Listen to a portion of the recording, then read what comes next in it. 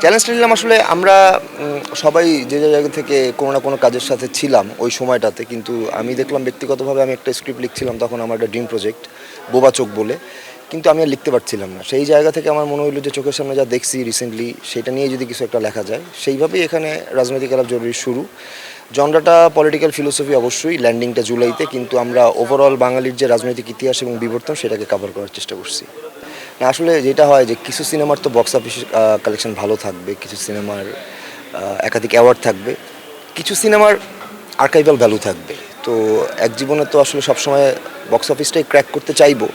তো এই নাগরিকের জায়গা থেকে আসলে এই সিনেমাটা করা একটা ব্যক্তিগত প্রয়াস, একটা দলগত প্রয়াস হয়ে ওঠে পরবর্তীতে। এবং এই জায়গাটা আসলে খুব বেশি ব্যবসা কি না এটা আমরা আসলে চিন্তা করি না। আমাদের উদ্দেশ্য ছিল যে আমরা যে ধরনের প্রতিকূলতার মধ্যে দিয়ে আমাদের যেতে হয়, এই যে একটা পোলারাইজেশনের মধ্যে দিয়ে যেতে হয়, সেইটাকে কোনোভাবে তুলে ধরা যায় কি না বা সেটার বিরুদ্ধে কোনো স্ট্যান্ড নেওয়া যায় কি না। যেমন আমরা মনে করি যে 24কে বড় করার জন্য, 24 ইটসেলফ এত বড় একটা ইভেন্ট, সেটাকে গ্লোরিফাই করার জন্য যেমন 71কে ছোট করার দরকার হয় না, ঠিক তেমনি 71-এ যাদের ভূমিকা ছিল তাদেরকে তাদের প্রাপ্য সম্মান দেওয়ার পরেও পরবর্তী জীবনে তাদের শাসনকালের স্ট্রংলি ক্রিটিসাইজ করা যায়। তো সেই জায়গাটা, সেই বয়ানটা তৈরি করা আমাদের আসলে উদ্দেশ্য ছিল। কারণ আজকে একটা কথা হয়তো সানিও বলছে যে আমরা কেউই রাজনীতির বাইরে না। তো আমি যদি এই বিষয়টাকে এখন আমি একটু গাবাচায় চলতে চাই, এটা পরবর্তীতে আমাকেই ব্যাকফায়ার করে। তো সেই জন্য আমরা এই ন্যারেটিভটা বা এই স্ট্যান্ডটা নিতে চাইছি আর কি।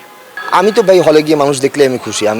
আমি হল ভাঙা দর্শক মাসের পর মাস বা সপ্তাহের পর সপ্তাহ চলবে সেই আশা আমি করি না, বা সেই আশা আমার নেই, এটাও কোনো বিষয় না।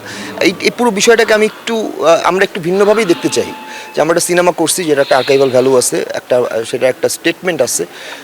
আসলে হয় কি, আমরা তো অনেক ধরনের পলিটিক্যাল স্টেটমেন্ট দেই, কিন্তু সেটার জন্য ন্যূনতম পলিটিক্যাল এডুকেশনও দরকার।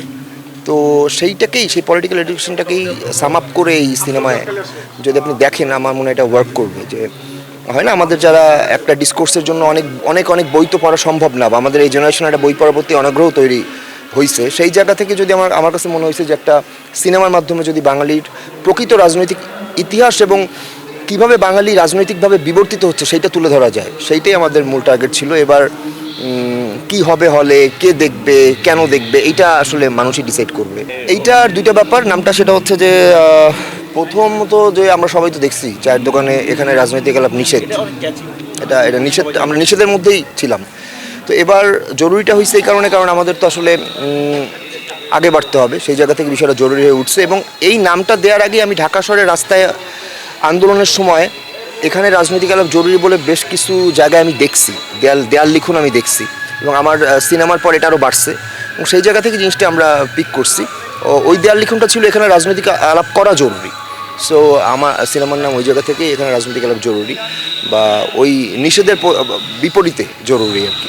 আসবেন সবাই, হলে আসবেন, সিনেমাটা দেখবেন। এবং একটা পলিটিক্যাল ফিলোসফি শুনলেই মনে হয় না যে আসলে খুব বোরিং কিছু।